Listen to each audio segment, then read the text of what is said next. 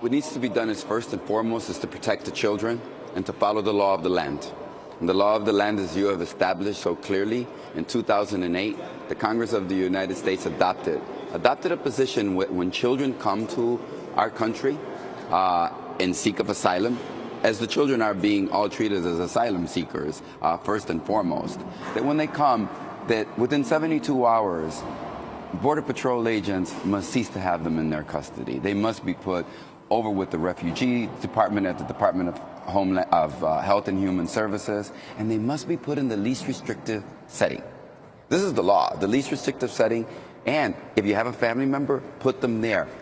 And what the law specifically says, there would be no expedited removal. That it means you get your day in court before a judge to plead your case about why you should be able to stay in the United States. That's a law. And I just want to make clear, Amy, that that's a law that Michelle Bachmann voted for.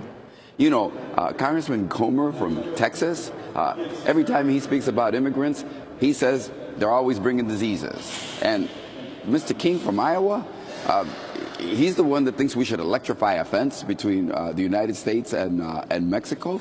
And he's every time.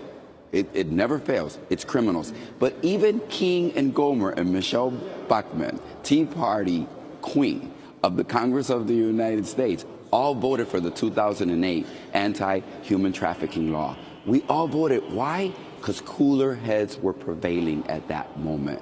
There wasn't a humanitarian crisis at the border that you wanted to exploit for political purposes. And there just wasn't a president that you didn't like and an election around the corner. I think it is shameful that in the Congress of the United States, we see members of Congress engendering and creating fear of children. We should be protecting children, not creating fear of them.